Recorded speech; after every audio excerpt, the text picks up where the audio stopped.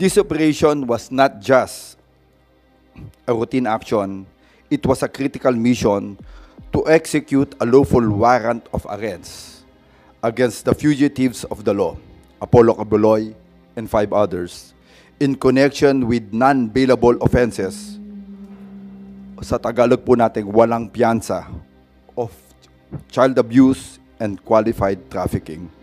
These actions were anchored on verified information indicating fugitive Quiboloy's frequent presence in the area, a matter we could not ignore.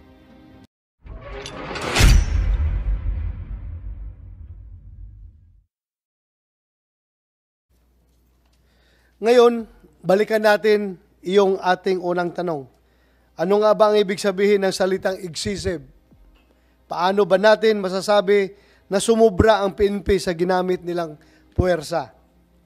On one hand, the PNP categorically states that it was a lawful operation.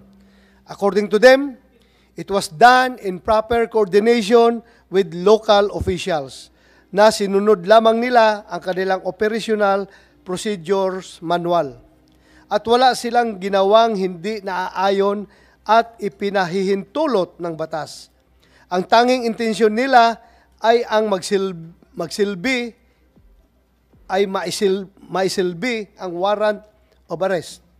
Bilang isang dating pulis, gusto kong sabihin ko sa PNP, naiintindihan ko kayo.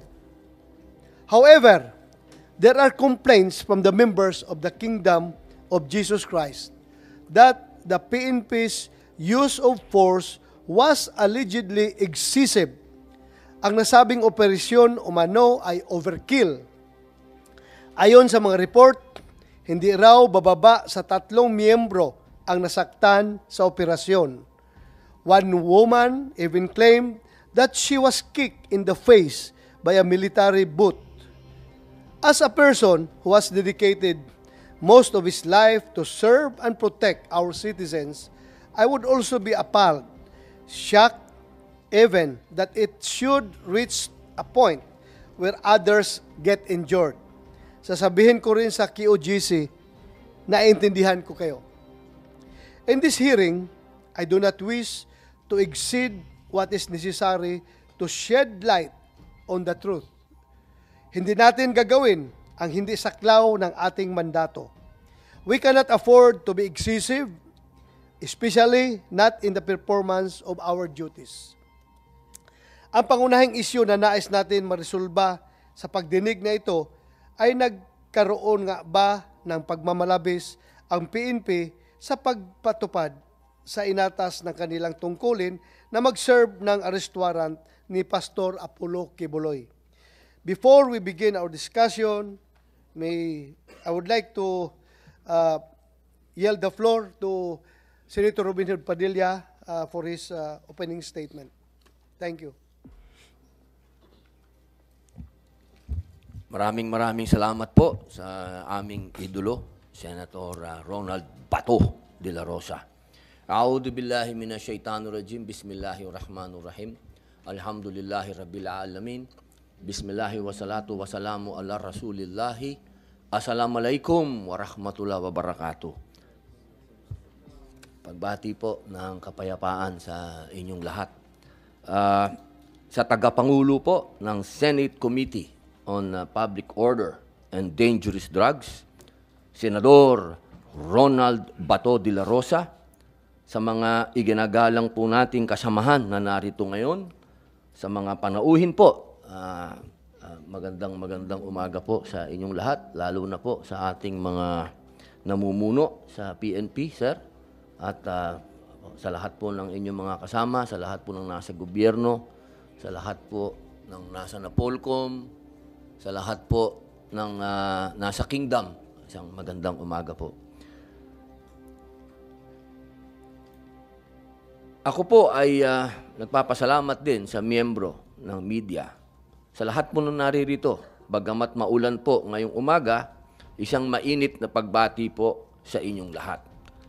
Tayo po ay magkakapiling ngayong araw na ito sa bisa po ng Resolusyon 1051 na inihain ng inyong lingkod tungkol po sa ulat ng mga naging paglabag ng ating pong mahal na kapulisan sa operation na isinagawa noong ika-10 ng Hunyo sa premises po ng Kingdom of Jesus Christ sa Davao City.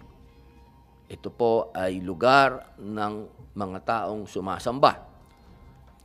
Alam naman po natin na ang operasyon ay para ihatid ang warrant of arrest mula po sa Davao Regional Trial Court, Branch 12 at Pasig Regional Trial Court, Branch 159, laban po kay Pastor Apollo Kibuloy at 5 pang individual. Subalit, nais po nating bigyang linaw at sa huli, mabigyan ng karampatang aksyon, Sir, human rights, at solusyon ang mga sinasabing excessive force, allegedly, na hindi naman sana kinakailangan sa parte ng atin pong mahal na kapulisan. Nakarating po sa atin na may mga nasaktan na mga misyonaryo, mga taong Diyos po, sa nangyaring tensyon sa loob ng compound. Hindi po natin makalimutan na nasa pulisiya po ng ating mahal na PNP ang pag-comply sa international human rights standards and practices sa pagsasagawa po ng mga police operations.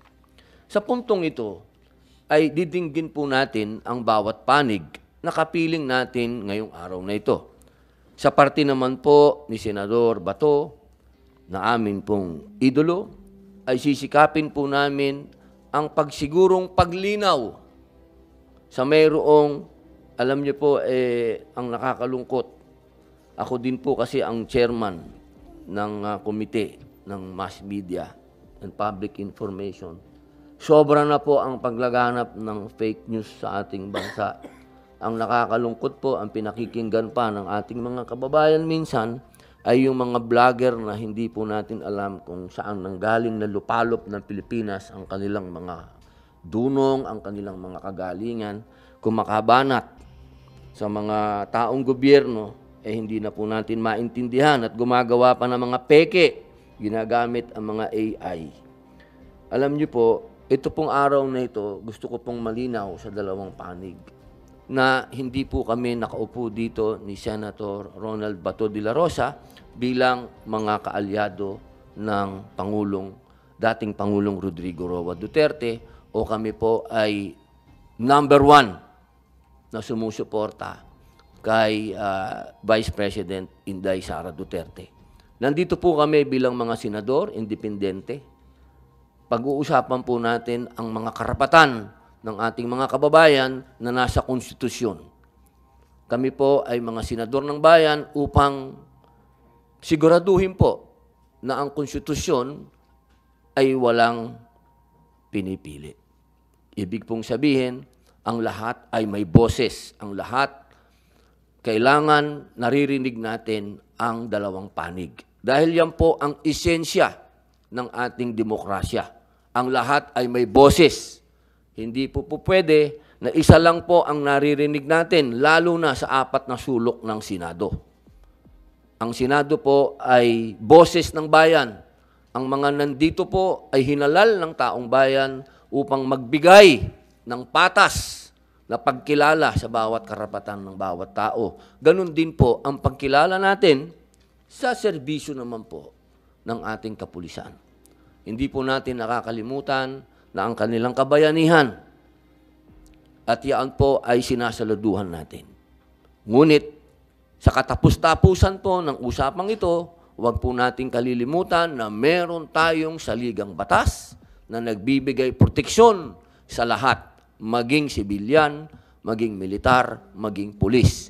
Basta Pilipino, iyaan po tayo sa harap ng saligang batas, sa harap ng Diyos at sa harap ng batas ng tao, tayo po ay pantay-pantay. Yun lamang po, maraming salamat po ang akin pong Ginoong Pangulo. Maraming salamat po. Maraming salamat, Senator Robin Hood Padilla. As we begin this investigation in aid of legislation, may I request Comsec Asierto to administer the oath of all resource persons present for today's hearing. Thank you, sir. May we request the guests to please stand up and raise their right hands. Do you swear to tell the truth, the whole truth, and nothing but the truth in this public hearing and investigation? Thank you very much. Please take your seats. Thank you, Kumsek. For orderly conduct of today's hearing, we shall structure the discussion as follows. Number one, presentation of the PNP. Of course, it is going to be preceded by the opening statement of the Chief of the Philippine National Police, because he asked me earlier to allow him to leave after his opening statement because of some pressing matters doon sa Region 3. Number two, presentation of the KOJC. Number three, NBI. Number four, DOJ. Number five, Commission on Human Rights. Number six, Davao City LGU. Meron bang Davao City LGU? Andito? Wala. And other resource person. So from here, I would like to give the floor to the PNP, to the Chief of the PNP for his opening statement. Our Chairman, sir, can I be allowed to read my opening statement? Yes, go ahead. You have the floor. Thank you, our Chairman, sir. Honorable Chairperson Senator Ronaldo Bato de la Rosa, Senator Robin Hood Padilla of the Committee on Public Order and Dangerous Drugs, fellow public servants and other guests. Magandang umaga po sa inyong lahat. I'm here today to address the concerns raised regarding the police operation conducted by the Philippine National Police within the premises of the Kingdom of Jesus Christ, or what we call KOJC, on June 10, 2024. A month after the RTC NCR Judicial Region Branch 159, Pasig City, issued order finding probable cause against the following persons. This operation was not just a routine action, it was a critical mission to execute a lawful warrant of arrest against the fugitives of the law, Apollo Cabuloy and 5 others, in connection with non-bailable offenses, sa Tagalog po natin, walang piyansa, of child abuse and qualified trafficking. These actions were anchored on verified information indicating fugitive Cabuloy's frequent presence in the area, a matter we could not ignore. Let me be clear, this police operation was carried out with strict adherence to the PNP operational procedures. Our guiding principle was to uphold human rights while executing our duties with the highest standards of professionalism and respect of the law. Prior to the execution, the PNP engaged with local officials to ensure a peaceful and orderly police operation and minimize any potential disruptions to the community. During the police operation, we deployed an appropriate number of personnel and utilized extensive resources for critical reasons. Number one, the primary subject of the warrant posed a high threat due to his considerable influence and extensive network, which significantly complicated our efforts to apprehend him. Second, intelligence report indicated the subject may employ armed civilian supporters to evade arrest, necessitating the deployment of the Special Action Force to thwart any potential threat. Remember, fugitive Cabuloy himself declared, and I quote, "Hindi ako pahuhuli ng buhay," and unquote, a clear indication of his defiance. Fugitive Cabuloy's blatant disregard of the law and the mockery of the judicial process presented a formidable challenge to our security forces and the integrity of our criminal justice system. The effective execution of the operation was crucial to prevent negative international repercussions and to uphold our commitment to justice and security. For the information of this honorable committee, on the day of the operation, despite facing unprovoked resistance from KOJC followers, our personnel exercised remarkable self-restraint and maximum tolerance throughout the operation to avoid tension and prevent any untoward incident. They remain calm and disciplined to escalate the already tense situation. Even when faced with aggression, being dosed with water, and sustaining injuries, our police officers did not retaliate or resort to excessive force. It will be shown later how our police personnel were water cannoned. Yet, despite adhering to police protocols, allegations of excessive force have emerged. It is incumbent upon us to address these concerns with transparency and accountability. In response, I immediately directed our Internal Affairs Service to conduct a thorough and impartial investigation to determine whether or not any operational lapses were committed during the police operation. Our objective is to uncover the truth and to hold accountable any individuals who may have exceeded their authority. This investigation is being conducted with utmost integrity and independence, free from any undue influence or interference. As a result of the investigation, we have administratively relieved 15 PNP personnel, including 3 police commission officers and 12 police non-commissioned officers. Let me clarify, these officers were relieved not for abuses, but for their failure to arrest the fugitives of the law, Kibuloy and his co-accused. To absolutely clear, the police operation is aimed at executing warrants of arrest for individuals accused of serious offenses. Their status as fugitive is indisputable. Instead of cooperating with law enforcement officers, members of the Kingdom of Jesus Christ disgracefully choose to use women and children as human shields, obstructing and delaying the lawful actions of the police.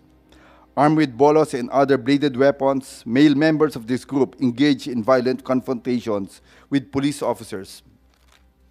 As a result, 6 individuals and 2 minors were taken to the police station but were released the same day for humanitarian reason. Criminal cases for violation of PD 1829 or obstruction of justice have been filed against them through regular filing. In the interest of transparency and accountability, the PNP is open to any investigation if only to ferret out the truth. We hope that the focus of the investigation will squarely rest on the action and practices of some officers and members of the KOJC, not on the Philippine National Police. The allegations against fugitive Kibuloy and his associates are serious and cannot be ignored. The PNP is simply fulfilling its duty to uphold the law and protect the community. The PNP will relentlessly pursue its mission within the bounds of law. We are committed to learning from this incident to prevent its reoccurrence and further strengthen our operational strategies and procedures. In closing, the Philippine National Police remains steadfast in its commitment to uphold the rule of law and to protect the rights of all individuals. Our presence here today is a testament to our highest respect for the Senate and its vital oversight function. Rest assured, we will fully cooperate with this investigation in aid of legislation. Thank you for your attention and for the opportunity to address this team body. Maraming salamat po.